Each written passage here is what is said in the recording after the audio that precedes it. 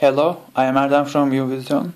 In this video we will analyze the circuit by node analysis. Alright, first step is to choose a ground node, and I'm choosing this node as ground because all sources are connected to this node, so it's convenient to choose this node as ground. And second step is to assign unknown node voltages.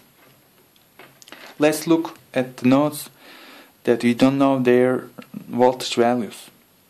Actually, this is the first node I notice. Alright. Do we know the voltage value of this node? Yes, we do. Yes, we do. Ground node has 0 voltage value, right? And this node is connected to the ground by a voltage source. This means that we know the drop or the increase in the voltage. If this has 0, we are increasing our voltage, right? We are increasing our voltage by the value Vs1. So this node has node voltage of Vs1. Second node I notice is this node. Let's call this node as node A. This is node B. Do we know the voltage value of this node? No, we don't. There is no information that we can find the voltage of the node B. So we are assigning an unknown node voltage, EB.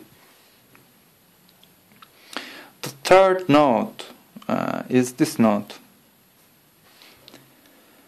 Do we know the voltage of this node? Yes, we do.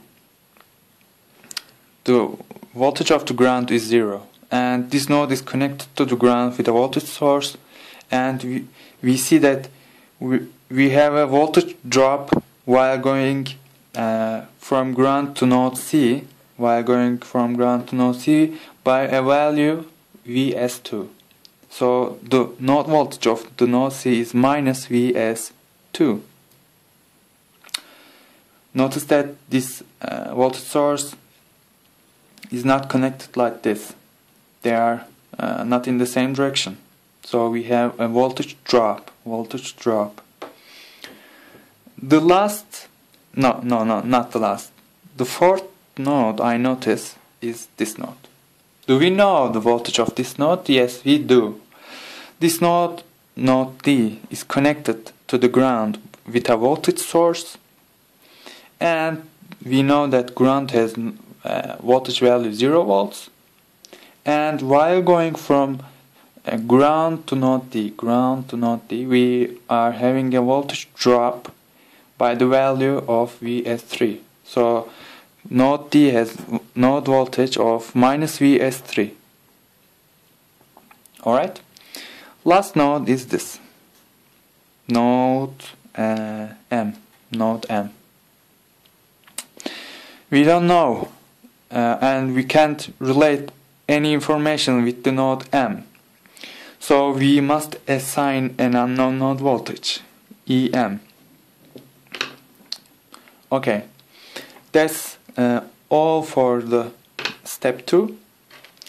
And we have we have 2 unknown node voltages. So we need 2 equations actually.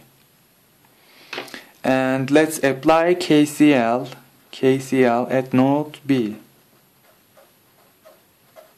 KCL at node B. We don't know current through R1, so we are taking this current away from node B, which means that EB is assumed to be bigger than Vs1. Voltage across R1 is EB minus Vs1, and if we divide this by R1, we can find the value of the current. We don't know again the current through R3, so we are assuming that this current is away from node B, plus voltage across R3 is EB minus Vs2, and you divide this by R3 to find current value. We don't know current through R5. We are assuming that it's away from node B. and voltage across R5 in this situation is EB minus VS3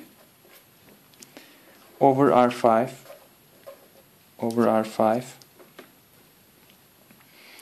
and that's all for KCL and node C. We had 3 currents actually, and we have included them all in the KCL equation. Let's apply KCL at node M.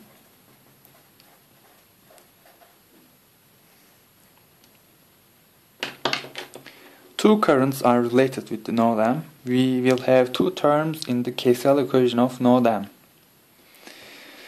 We don't know current through R2. We are assuming that current through R2 is away from node M.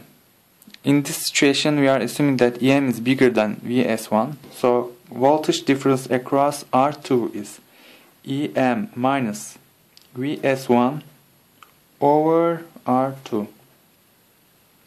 plus.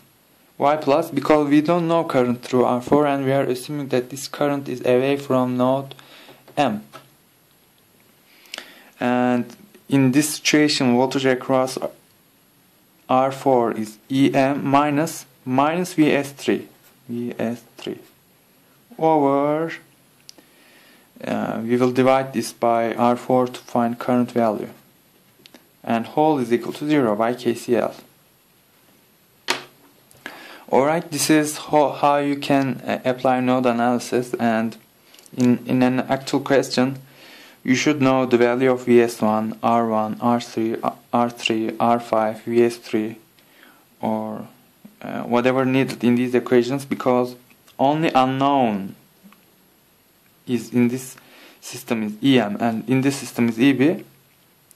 You have actually 2 equations and 2 unknowns. You can solve this system. Alright? Thanks for watching.